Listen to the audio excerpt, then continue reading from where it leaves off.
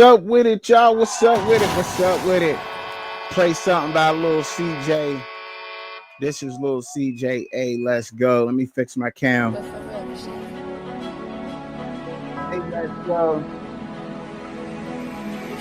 Lil CJ on Spotify right now.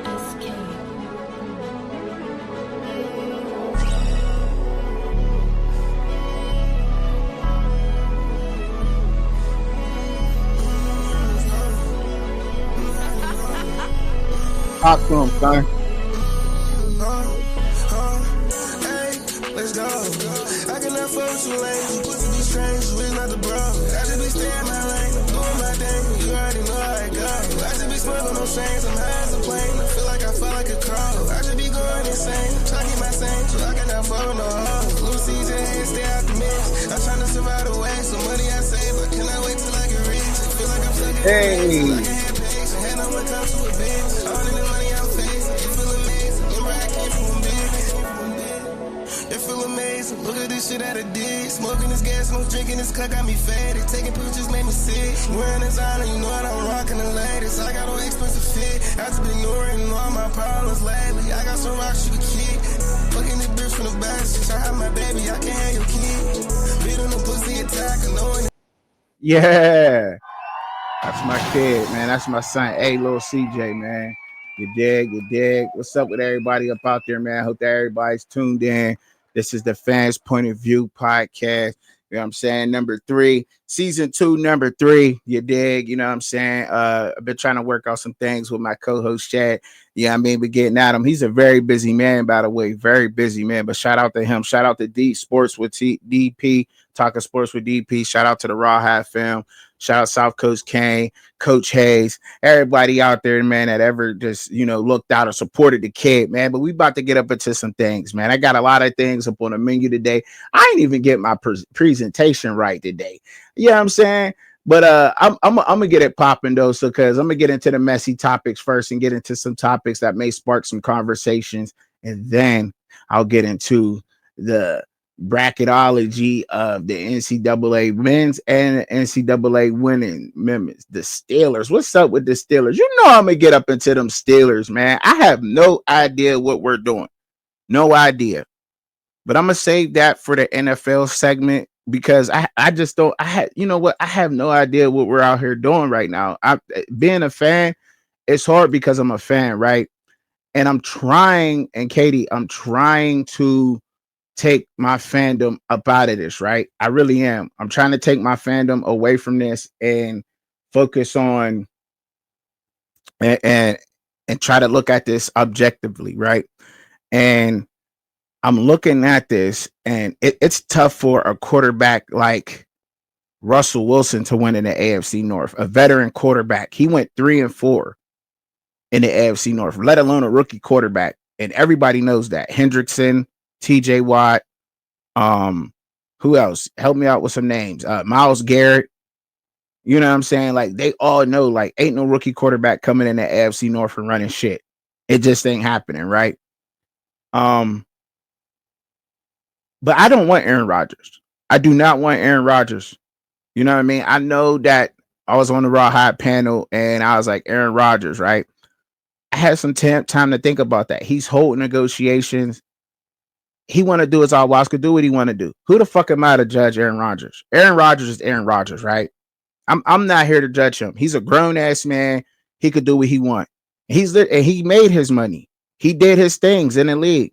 He could tell Mike Tomlin, like, I ain't doing shit you telling me. And could Mike Tomlin be mad at him? No.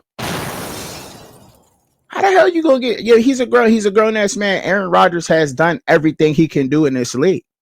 Like, and I couldn't blame him, but I'm like, at this point, I'm like, I don't want him. But I wouldn't like if we went and got Russell Wilson. If we brought back Russell Wilson, I wouldn't like it. I'd be mad at it. But it's like, But he lost his last 4. He lost his last 4 games as a Pittsburgh Steeler. And then he went on to lose versus Baltimore. And he was getting his ass whooped. We got our ass whooped on Christmas. What was it? 29-10 at Heinz Field at home? That can't happen. You know what I'm saying? Like that can't happen. Like and that left a bad taste in everybody's mouth. Everybody. And he'll probably move on. We got to move on from the Justin Fields situation, but I personally think we fucked up when we let Justin Fields go. You know what I mean? And that's just how I feel. You said, hell no, that toxic Fruit Loops just need to go away. Exactly. Like I can't, and I just, and it's hard for me to, you know what I'm saying, judge these situations sometimes because I'm ultra biased because I am a fan. I'm a diehard fan. I've been since I was young. You know what I mean? And so really, I just have to trust. We got Mason Rudolph. We signed Mason Rudolph, right? So that's a plus. We re-signed Mason Rudolph. And so that's a plus to what we're doing. Why? Because he's familiar with the team. The some of the veteran leaders on that team, whether it be Cam Hayward, TJ Watt, I think he played with Pickens too early on. You know, they know Mason. They're familiar with him. Has he run an Arthur Smith offense? No. But the motherfuckers on that team who matter, who lead that team, are comfortable with him. So I'm okay with that. You know what I mean? I'm okay with that. And at this point, it's just like, fuck it. Suck it up, buttercup ass Chubbz. Get out your fucking feelings, Truckin. Let's go with Mason Rudolph. Let's see what the fuck we could do with him this year. And let's get to work. Lace your bootstraps up. Lace your boots up. Put your hard hat on. Let's go to work with Mason. Let's see what we could do next year in the draft. Maybe Tyler Shuck slides to us in the draft. Maybe we able to pick him up and get him ready. You know what I'm saying? That's it. Mason's a veteran. He's a veteran quarterback. Yeah, he's a backup. He did do well for us those couple of games he came in. He had a 72 completion percentage when he did come in. He led the team very well. The team played around him.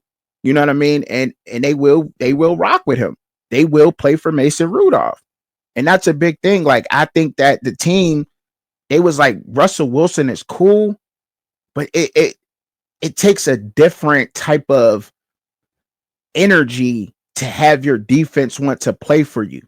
And I can't really, the best way I can explain this is like when your defense goes to the quarterback and they're like, yo, hey, Big Ben, dog, get me a touchdown and I got you.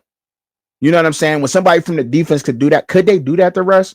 It seemed like they were playing for Justin, because we got to remember, like, Justin Fields won a couple of those games at the first games, and they wasn't all easy games. He lost some. He went 4-2. But see, I was going to wait to really get up into this, but since I'm already talking about it and I'm on that topic, you know what I'm saying? I'll get it pulled up real quick because, all right, let me get it pulled up. I got it right here. So that's just our opponents for this year for the 2025 season. There's no slight. We got to see Baltimore twice. We got to see them twice. But look, these are the games that Justin Fields went through, right? We beat Atlanta at home, opening game. Yeah, granted, it was all field goals, but we won the fucking game, which it just means that the defense showed up and played versus a veteran Kirk Cousins with a high-powered ass offense. B.J. Robinson, Drake London, I know I'm missing Kyle Pitts, like, you know what I'm saying, with Kirk Cousins. So our defense showed up that game, despite what we want to think. A tough ass Denver Broncos Sean Payton team. That Denver Broncos team with Bo Nix and Sean Payton this year was no fucking joke. They were no fucking joke. Yeah, they called back a touchdown of ours, but that game was chippy. It was at Denver. We won that game 13-6. Tough ass game, tough ass environment to play in, despite what anybody wants to think. Denver Broncos fans know what the fuck I'm talking about. Then we played the Chargers, another tough ass team. We beat them. That's 3 in a row for Fields. Yeah, our offense ain't moving. They didn't open up the offense for him. Now it's old. We got to move on. But I'm just bringing it up. We played the Colts at the Colts, but this is a Joe Flacco veteran as he did win the Super Bowl despite the run game they had with Baltimore and the great defense they had in Baltimore. But still, that was a Joe Flacco Indianapolis Colts. That wasn't the Anthony Richardson. Anthony Richardson, Indianapolis Colts and Joe Flacco, Indianapolis Colts, was two different teams last year, and we didn't. So if your team lost to the goddamn Anthony Richardson coach, your team got a lot of evaluation and some goddamn divine intervention to be going through. But we didn't have that problem. Yeah, we lost to him by 3. Probably shouldn't have, but the offense looked okay that game. I'm just keeping it a buck. The offense looked okay that game under Fields. We lost to the Dallas Cowboys at home by 3. Probably shouldn't have lost that game. It was sputtering. Didn't like that game. I didn't like the way that went on. But we played so fucking conservative with him at quarterback that game. It was ugly. So the next game they said, man, let's open this shit up. And granted, we did it versus the Las Vegas Raiders at Allegiant Stadium, but the offense looked damn good. That's why when week 7 came up versus the Jets, we always sitting there like, what the fuck is Mike Tomlin doing? Why is he sitting Justin Fields? The offense just looked great against the Raiders. Now we're benching him to put Russell Wilson in. I thought Justin Fields hasn't played a whole season. So I figured Justin would probably come in like maybe, I don't know, just say he comes in week 12. He comes in week 12. I think it changes the offense. They have to come up with a new game plan or whatever. But ever since then, that's when he came in. Russ came in probably the two easiest games we had. Well, Aaron Rodgers' Jets team, I ain't gonna say that's super easy. And they did have Devontae Adams at this point. We did beat them. That looked good. The defense looked fantastic that game. The New York Jets game, that I wasn't that impressed, but we won that game. We probably should have lost the Washington Commander game if I'm keeping it a buck. We probably should have lost to the Redskins. That was a fucking first down. And I'm a Steelers fan and I'm saying that. Now, did we get the win? We got the win, but that was a fucking first down. That's just what it is. You said Fields is a snake bite, Truckin. I know. But it's like, and that's coming from a Steelers fan. I'm just keeping it a buck. We probably should have lost that. We did lose that game. He balled his ass off. Jalen balled his ass off. So he probably would have been 3 and what was it? He played the AFC North, so he would have probably been 3-1 against the AFC North, which ain't easy as a rookie. He wound up being 2-2. And it's still, but Russ went 3-4. But then we beat the Baltimore Ravens. So we like, all right, if we can get past the Ravens with all field goals. But then we lose to the Browns the following week, the Thursday. We lose to the Browns and our offense didn't get going till late. That was almost like garbage-ish times touchdown. Garbage, like ish. You know what I'm saying? So that's when I was like, oh yeah, we got problems with this offense with Russ. That's when I was like, it's like, I don't fucking know. You know what I'm saying? Like I get the Ravens game, but then they come back versus the Bengals and he showed up. Then we beat the Browns like we should have did the first time. Get smacked by the Eagles, got smacked by the Ravens, got smacked by the Chiefs, got smacked. But look, the Bengals game, that was another shellacking, despite what the final score looks like. But then we go into the first round of the playoffs and get smacked again with Russell Wilson at quarterback. So yeah, is it just me being a Steelers fan and sitting here saying like, I don't really want to have, you know what I'm saying? I don't really want to have him at quarterback. Would I be mad and upset? Absolutely. Because I don't think he carried the team. I don't think the team believed in him enough. It just wasn't there. Now, I don't know what it is. I'm just sitting here speculating and throwing out words of a disgruntled Steelers fan would, right? But it's like, we got Mason. So let's rock it out. And closing out on it, let's get Mason, lace him up, let's go. And we'll see what we can do as far as getting one of these rookies we can develop, such as Tyler Shuck from Louisville. Sit him a year behind Mason Rudolph. Let's see where we end up this year, and take it from there. Because this is a build. We're building up. He's willing to make the moves. It would shock me if we tried to make a move to get one of those younger quarterbacks. But then we would have to start them in the AFC North. And I think Jalen Daniels, he was highly successful versus the AFC North, in my opinion, is because he's a true dual threat quarterback. And he can spin it if need be, and he could beat you with his legs if need be.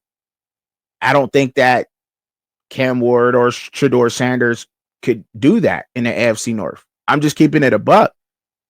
But, you know what I mean? Anything's possible. But I just don't think so. Not every rookie quarterback's going to be able to come in the NFL and dust what he did. That's just what it is. I mean, you got, unless you have the athletic ability that he has and he possesses, which a lot don't. All right. So getting up into the show, man, you said I was anxious to